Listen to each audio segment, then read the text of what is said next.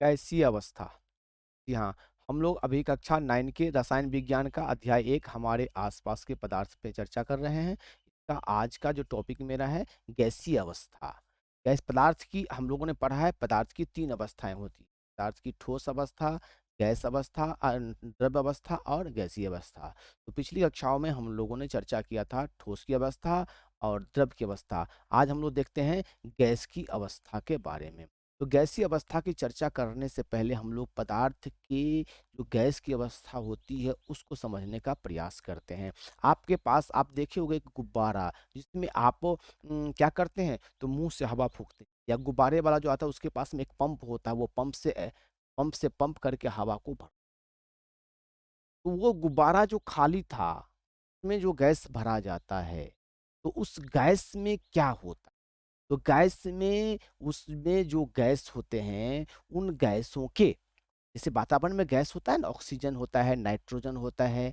आप लोग जानते भी होंगे नाइट्रोजन 78% पाया जाता है वातावरण में, ऑक्सीजन 21% पाया जाता है। इन सबों की चर्चा आप लोग विभिन्न कक्षाओं में मैं भी करता रहता हूँ। तो इनमें गैसों के जो कण हैं, ये कण इनके बीच समाहित होता क्या है कि गैस की कण की संरचना यदि हम देखें, हम पिछली कक्षाओं में भी चर्चा करते रहे हैं कि ठोस और द्रव की तुलना में गैसों की जो कण है वो बिल्कुल, यानी उनके कणों के बीच काफी खाली स्थान है ना, के बीच में काफी खाली स्थान होता है। और देखो इसको, चलो, खाली स्थान होता है और क्या होता है, आकर्षण बल। इनके आकर्षण बल जो हैं वो क्या होते हैं, काफी कमजोर होता है। इन कणों के बीच में आकर्षण बल अधिक होता है ठोस में, उससे कम होता है गैस में, और उससे ज्यादा बहुत कम होता है, सॉरी, ठोस में ज्यादा होता है, द्रव में उससे कम होता है, और गैस में सबसे कम होता है। कहे तो ये फ्री टू मूव हो, यानी पूरे घूमने के लिए फ्री।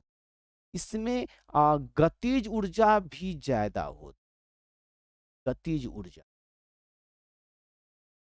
मतलब कि इसमें थोड़ा सा ये गैस ऐसा है कि इसके कण जो है ना, से वायुमंडल के जो तापमान है, इसी तापमान पे इसमें गति की वो अवस्था आ जाती है। जैसे आपको सिलेंडर में गैस भरा हुआ है ना, लेकिन नब खोलो, वो गैस के कण उड़ के कहाँ से कहाँ तुरंत भाग जाते। अगरबत्ती आप जलाते हैं घर में, उस अगरबत्ती का धुआं क्या होता है, आप इस कुआं यहाँ इस कोने में जलाओ और खुशबू उस कोने में तुरंत पहुंच जाती। सेंट का इत्र गिरा हुआ है, इर्द गिर्द रहो, सेंट की खुशबू आपकी आंखों माने कानों तक, कहते हैं वो नाक तक पहुंच जाती है, सुगंध आपको मिलने लगती है। क्या होता है, ये जो कण है ना, ये इसमें इतनी ज्यादा गतिज ऊर्जा होती है कि ये आपकी बहुत जल्दी यहाँ से निकल करके आपके कानों आंखों तक, क्या कहते हैं, नाक तक पहुंच जाती है। ठीक? नाक तक पहुंच जाती है।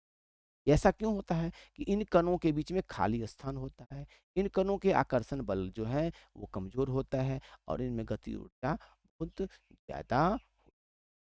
ये 3 बातें अगर आपको याद रहेगा तो गैस की सारी चीजें आपकी आपका क्लियर हो। अब हम लोग जो पैमाना चेक किए थे कि आकार के बारे में, गैस का आकार अगर चर्चा करते थे, तो आकार इसका क्या होता है, द्रव का भी आकार अनिश्चित था, तो गैस का भी आकार क्या होगा, अनिश्चित हो जाए। लेकिन आयतन, इसका आयतन जो है वह संपीड़ित करने पर तो वो निश्चित होता है, लेकिन यहाँ आयतन अनिश्चित।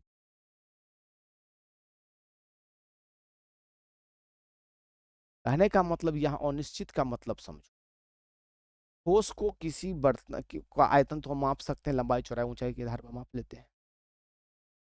द्रव को जिस बर्तन में डालते हैं, उस बर्तन की लंबाई चौड़ाई गोलाई जो भी होती है उसके आधार पर उसका आयतन माप लेते हैं, या लीटर में भी उसका माप लेते हैं हम लोग। ठीक है। गैस का अगर सिलेंडर में भर के कंप्रेस्ड करके रखते हैं तो उसके भी आयतन को हम लोग माप लेते हैं, लीटर। लेकिन उसी गैस को अगर 5 लीटर का, अगर 1 लीटर गैस है, 1 लीटर गैस का सिलेंडर है, उस गैस को 5 लीटर में डाल दें फिर भी भर जाए। समझ रहे हैं? और बड़ा सिलेंडर में डाल दे, वहां भी भर जाएगा। लिक्विड फॉर्म में होगा वो नीचे में पानी, ठीक है, लेकिन पूरे सिलेंडर में जो है ना, उसके कण मूवेबल तो होते हैं। ये कहने, अगर धुआं, अगर अगरबत्ती का यहाँ निकलता है, तो धुआं तुरंत से तुरंत पूरा रूम में पहुंच जाता है, उसका आयतन तो पूरे रूम के बराबर हो गया ना। समझ रहे हैं मेरी बात को ना? जितना बड़ा बर्तन उसको मिल जाए, रूम कमरा भी उसके लिए एक बर्तन हो गया, तो पूरे कमरे में फैल गया, आयतन बढ़, आयतन भी उसका आयतन अनिश्चित होता है ना? हम लोग ठोस में जो चर्चा किए थे, ठोस में आकार निश्चित था, आयतन निश्चित था। द्रव में आकार अनिश्चित था। आप सोचेंगे तो दिमाग आ जाएगा। आकार तो वो जिस बर्तन में डालेंगे उसके आधार पर होगा ना, और आकार उसके आधार पर होगा। आयतन अगर द्रव का 5 ml तो 5 ml ही रहेगा हमेशा, चाहे किसी बर्तन में डालो, आकार चेंज हो जाएगा लेकिन आयतन चेंज नहीं होगा। ये भारी नहीं है, समझना है, थोड़ा सा ध्यान रखना, बातों को ध्यान रखना है। लेकिन गैस का आयतन जो है सो अनिश्चित। गैस को अगर इतने बड़े डब्बी में अगर सेंट रखा हुआ है, तो गैस के रूप में अगर है, गैसीय अवस्था में या द्रव्य अवस्था में द्रव दिखता है, ठीक है, उसको थोड़ा सा बाहर निकाला, गैस हुआ, पूरे कमरे में फैल गया, तो उसका आयतन उस हिसाब से हो जाता है। कहते हैं कि आयतन इसका क्या होता है, तो अनिश्चित। अच्छा, और अगर इसके द्रवों के, इसके तुलना में ठोस के आधार पर अगर देखते हैं हम, तो संपीडितता की अगर चर्चा कर लें यहाँ पर हम, संपीड्यता माने उसको दबाव इसमें सबसे अधिक होता है, सर्वाधिक। सर्वाधिक का मतलब क्या हुआ है? सर्वाधिक कैसे होता है? तो ठोस द्रव के तुलना में सबसे अधिक होता है, ठीक है ना, क्योंकि इसको हम दबा सकते हैं, है ना, इसको दबा सकते हैं, दबा करके छोटे बर्तन में कर लेते हैं। और इसकी चर्चा हम लोग किए हैं पहले भी। आपका सिलेंडर जो होता है ना, एलपीजी गैस जो होता है, जिसको लिक्विड पेट्रोलियम गैस कहते हैं, याद रखना, लिक्विड पेट्रोलियम गैस, बार बार मैं चर्चा कर देता हूँ। LPG liquid petroleum gas, CNG compressed natural gas, ये सिलेंडर में भरा है। ऑक्सीजन, हॉस्पिटल में ऑक्सीजन गैस का भी सिलेंडर होता है, ऑक्सीजन गैस का भी सिलेंडर होता है। तो इन सारे सिलेंडरों में गैस को क्या कर दिया जाता है, भरा जाता है। कैसे? कंप्रेस्ड। उसी गैस को अगर यहाँ खुला हुआ छोड़ दें, तो पूरे वातावरण में फैल, वो उड़ जाएगा उससे। लेकिन उनको कण को हम क्या करते हैं, यहाँ जो दूर दूर हैं उनको बिल्कुल पास पास लाते हैं और द्रव के बस। आपके घर में सिलेंडर है, खाना बनाते हैं, उसको उठा करके थोड़ा सा डुला के देखना लगेगा कि इसमें पानी भरा हुआ है, यानी तेल भरा हुआ है, कुछ द्रव्य पदार्थ भरा हुआ है, जबकि आपके पाइप में जब आ रहा है। अगर आपके पास में आपके किचन में पाइप, अगर वो विजिबल पाइप लगा हुआ है, यानी उसमें से अगर जाता हुआ कुछ दिखाए, पानी अगर जाए या कुछ पदार्थ जाए तो दिखने अगर लगे, तो आप उस पर गौर करो, कुछ नहीं दिखाई देगा, जाता तो गैस है, स्पेस बन गया, तो गैस के कण जो है ना, ये जो कण है, इस कण के रूप में वहां पहुंचते हैं। तो हम सिलेंडर में जिसको भरते हैं, वो संपीडित करके भरते हैं। तो प्रश्न पूछा जा सकता है आपको, इस सिलेंडर में, gas cylinder, LPG gas cylinder में गैस को द्रव अवस्था में कैसे स्टोरेज किया जाता है, में कैसे संरक्षित किया जाता है? तो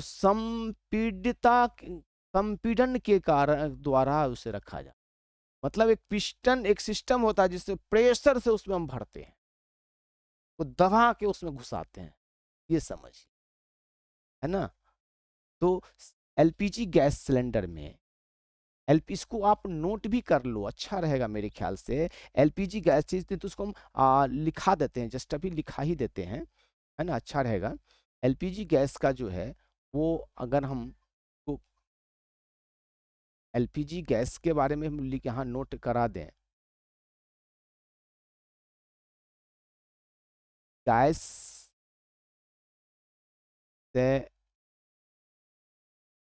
सिलेंडर में, गैस सिलेंडर में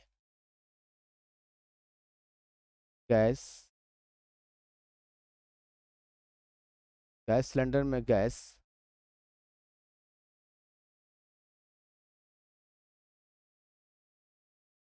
संपीड़न के द्वारा संरक्षित, ऐसा ना भरा जाता है,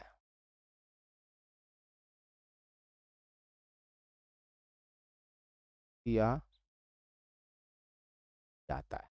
ठीक है ना, संपीड़ितता का ध्यान रखेंगे। कहने का हम यहाँ बता रहे थे कि संपीड़ितता का गुण भी इसमें पाया जाता है। इसके बाद संपीड़ितता के अलावा इसमें विसरण का गुण भी है भाई, ये भी ध्यान रखो यहाँ पे, है ना, विसरण का गुण। और ये विसरण का गुण भी सर्वाधिक होता है, ये भी याद रखना, विसरण का गुण सर्वाधिक होता है इसमें, है ना। मिश्रण माने मिक्स करना। तो ये अगर वातावरण में हमारे आसपास जो घर हैं, घर में अगर हैं, तो घर में भी विभिन्न तरह की गैसें हैं, और यहाँ थोड़ा सा सेंट छीट दिया, तो सेंट की सारी खूब माने कण, गैस सेंट में जो गैस होते हैं उन गैसों के कण जो हैं, यहाँ जो ऑक्सीजन वातावरण में जो भी गैसें हैं उन सारे कणों में जाकर के ये मिक्सअप हो गए, जाके मिल गए, ऐसे समझो इसको।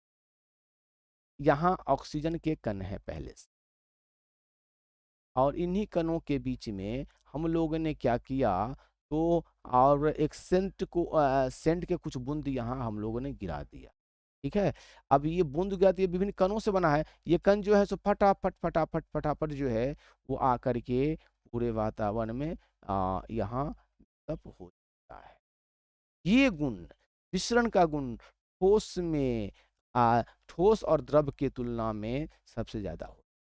ये दो गुण आप याद रखना, इसमें पूरे पढ़ाई में जितना चैप्टर बात किए हैं सबसे महत्वपूर्ण मुझे यही लगता है कि संपीड़ितता का गुण और विसरण का गुण गैस में सबसे ज्यादा होता है, इसे हम लोग बिल्कुल ध्यान, ठीक है ना, संपीड़ितता का गुण को हम लोग ध्यान रखने का काम करें। ठीक, ओके। अब देखते हैं कणों की गतिज ऊर्जा, गैसीय अवस्था में कणों की जो गतिज ऊर्जा है, उसका क्या होता है। कणों के गतिज ऊर्जा, ठीक है, ये भी सर्वाधिक होता है भाई। अगर आप आ, अगर आप किसी ठोस पदार्थ को यूं छोड़ दो तो उसके कण उड़ के कहीं नहीं जाते हैं। हाँ, एक आगे बताऊंगा मैं, कर्पूर को अगर थोड़ा सा गर्म करोगे तो पता नहीं वो जिस तवे पे तुम गर्म करोगे तवा छोड़ के भाग जाएगा। याद रखना, ध्यान रखना, आगे चर्चा करेंगे। कर्पूर जो अवस्था बदलती है ना, ठोस से एक के बाद द्रव नहीं बनता, एक के बार गैस बन जाता है, वो भी अवस्था परिवर्तन हम लोग अभी समझाएंगे, बात करेंगे। यहाँ समझते हैं कणों की गतिज ऊर्जा।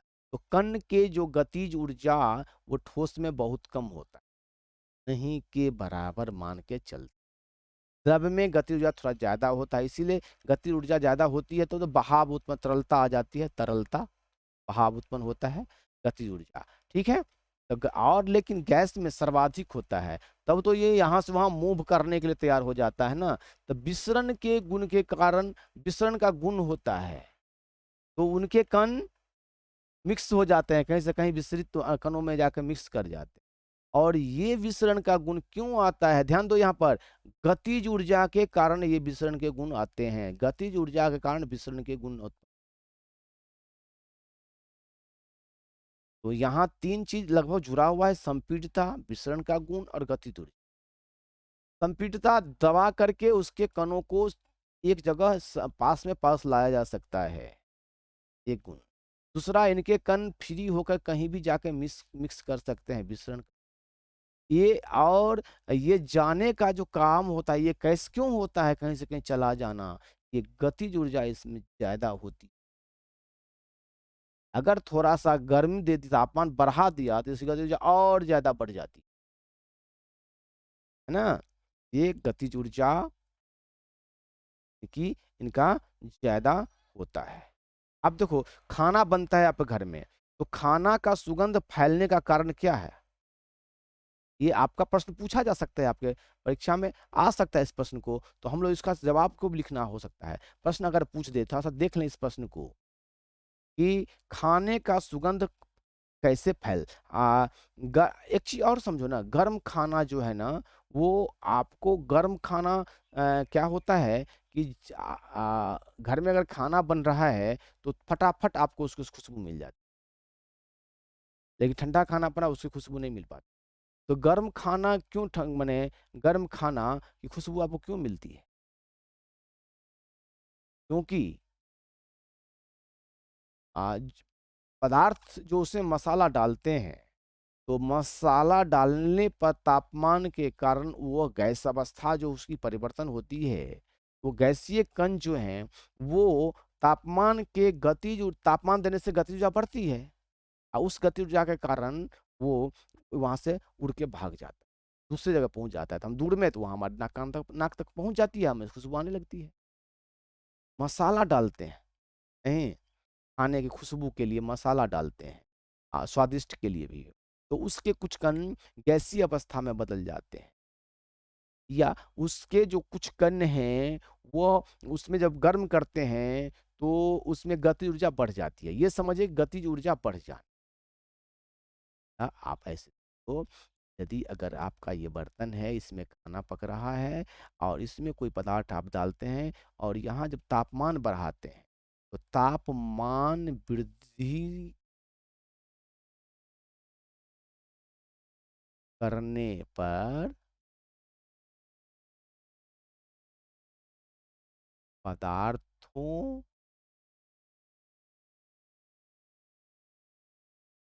पदार्थ के कणों की क्या करें, पदार्थ के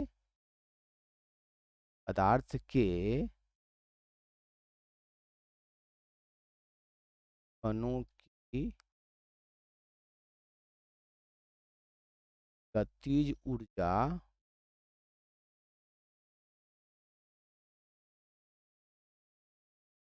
बढ़ जाती। हाँ जी, जैसे ही इसे गरम किया, मसाला डाला, मसाला का कण जो है वो उड़ गए, गति जब बढ़ गई, अब ये लोहिया, ये कढ़ाई, ये जो बर्तन है, इसको छोड़ करके वो दूर तक पहुंच गई। अब यहाँ आदमी खड़ा हो, उसे नाक तक पहुंच गया, खुशबू उसे सब मिल जाती है उसको। ये चीज है। तो ये आपको प्रश्न आ सकता है। इस प्रश्न को माने अगर आप इसको लिखना, इन प्रश्नों कि गर्म खाना की खुशबू दूर तक पहुंच जाता है, कैसे? तो लिखोगे आप, मैं बता दिया हूँ। गर्म खाना क्या करते हैं, तापमान वृद्धि कहते हैं। तापमान वृद्धि पे क्या होता है, गति ऊर्जा बढ़ जाती है। गति ऊर्जा बढ़ने के कारण क्या होता है, उनके कण जो हैं, गति ऊर्जा बढ़ती है तो उनके कण उस बर्तन को छोड़कर दूर हवा में विस्तृत हो जाते हैं, और वो कण हमारी आँख माने नाक तक पहुंच जाती है, और जिससे हमें खुशबू दूर में ही प्राप्त हो जाती है। इस प्रश्न को आप लिखने का कोशिश करो। देखो भैया, मैं बार बार बता रहा हूँ कि परीक्षा में जो प्रश्न पाठ्य पुस्तक में केवल प्रश्न दिए गए वही पूछे जाएंगे, सो बात नहीं है। आपकी विवेक की, आपकी आपने क्या समझ बनाई, उसका टेस्ट होता है, और नए शिक्षा नीति में इसको शामिल कर लिया गया है। इसलिए इन पहलुओं को आप एक नए सिरे से तैयारी करने पर ध्यान केंद्रित करेंगे। जी हाँ।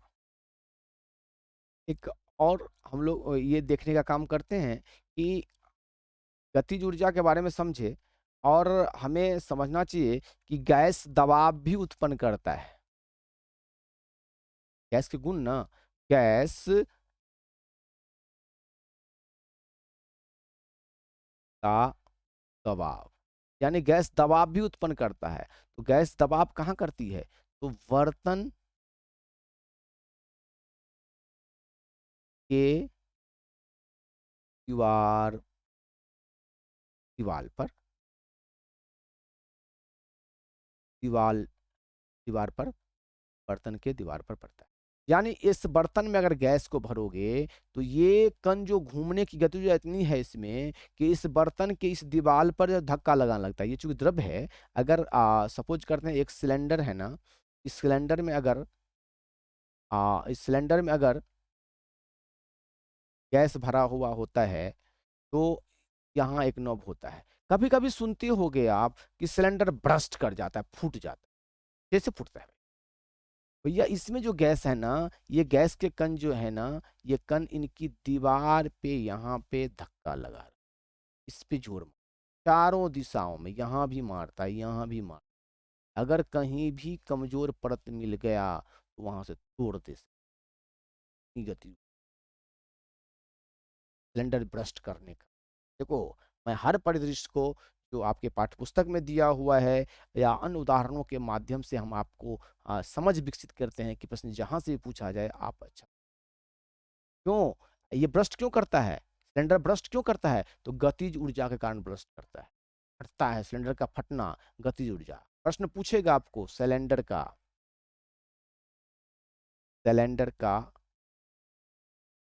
फटना कैसे? तो गतिज ऊर्जा, ये ध्यान रखोगे। क्या बोलते हैं इसको, क्या कहेंगे? गतिज ऊर्जा।